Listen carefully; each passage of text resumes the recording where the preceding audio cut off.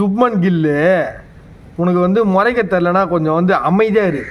அங்கே இங்கிலாந்தில் போய் காமெடி பண்ணாத. ஏன்னா வந்து இந்த second test England vs India second டெஸ்ட்டில் வந்து இங்கிலாந்து பசங்க வந்து மொச்சினுக்கிறானுங்க. இவன் என்ன பண்ணுறான், கில்லு சண்டை போட தெரியாமல் போயிட்டு முறைகிறேன்ற பேரில் வந்து ஒரே காமெடி பண்ணுறான். அது வந்து நம்மளுக்கு வந்து ரொம்ப அசிங்கமாக போகுது. ஏன்னா வந்து என்ன மாதிரி டீம் மெம்பர்ஸ்லாம் இந்த இடம் அது. இதுவே வந்து தலை தோனி இருந்தால் எப்படி இருந்திருக்கும். தலை தோனி வந்து பேச்சா கிடையாது.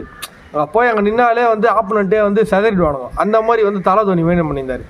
சரி, தலை தோனி நெக்ஸ்ட்டு அப்படின்னு பார்த்தீங்கன்னா நம்ம விராட் கோலி போய் அங்கே போய் ஒரு சீனை போட்டாலே வந்து அப்படியே வந்து அந்த இடமே அப்படியே கிரவுண்டே ரணகலம் போயிடும்.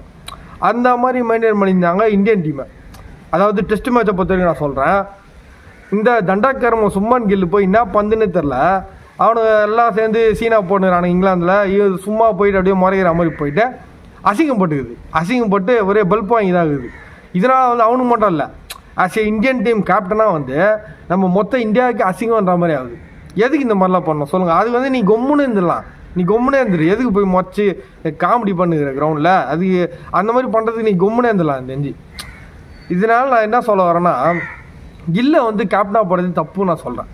அதுபோல் வேறு யாரும் நிறைய பசங்க இருக்கிறாங்க, அவங்களாம் கேப்டனாக போட்டிருந்தா ஒரு ஒர்த்தாக இருந்திருக்கும்.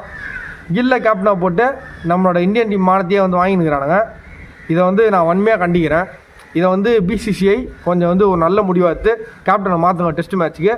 அதாவது வந்து கொஞ்சம் நல்லா நம்மளுக்கு ஆல்ரெடி தெரிஞ்ச ஒரு நல்ல ரகுடு கேப்டனாக போடுங்க. அப்போ தான் வந்து கொஞ்சமாச்சு கேப்டன்ஷிப்பை வந்து ஹேண்டில் பண்ண முடியும். கொஞ்சம் ஆப்போனன்ட் டீம் வந்து மெயின்டைன் பண்ண முடியும். ஏன்னா வந்து இவன் பண்ணுறது என்ன பண்ணானே தெரில. இந்தியன் டீமும் தோற்றுனுக்குது எல்லா மேட்சும். இது வந்து எதுக்கு டெஸ்ட் மேட்ச் ஆகிறாங்கன்னு தெரில. இந்தியன் டீமோட அந்த ரேங்கிங்லாம் குறைஞ்சினுக்குது. அதனால் வந்து Indian fans as a cricket Indian fans எங்களுக்குலாம் வந்து ரொம்ப மன உளைச்சலுக்கு உண்டாகிறோம். அதனால் வந்து நீங்கள் வந்து இந்தியா கேப்டனை முதல்ல மாற்றுங்க. ஃபஸ்ட்டு வந்து விராட் கோலியை வந்து மறுபடியும் போடுங்க, தோனியை மறுபடியும் போடுங்க. இவங்களாம் வந்து மறுபடியும் வந்தால் தான் வந்து இந்தியன் டீமு நல்ல நிலைமைக்கு வரும். அது வரைக்கும் வந்து இந்தியன் டீமை யாராலையும் காப்பாற்ற முடியாது. இவங்களாம் கின்ஸு சொல்லாதீங்க. சிவகார்த்திகேயன் நச்ச பிரின்ஸ் எந்த அளவுக்கு முக்கியம் அந்த அளவுக்கு இந்த கில்லோட பிரின்ஸு கேவலமாகறான். அதனால் வந்து இவனை அப்படியே அவாய்ட் பண்ணிட்டு வேறு என்ன கேப்டனாக போடுங்க. அவனை சும்மா பேட்டிங்கான ஆடணுங்க. அதை நான் குறை சொல்ல. கேப்டன்சி வேண்டாம்.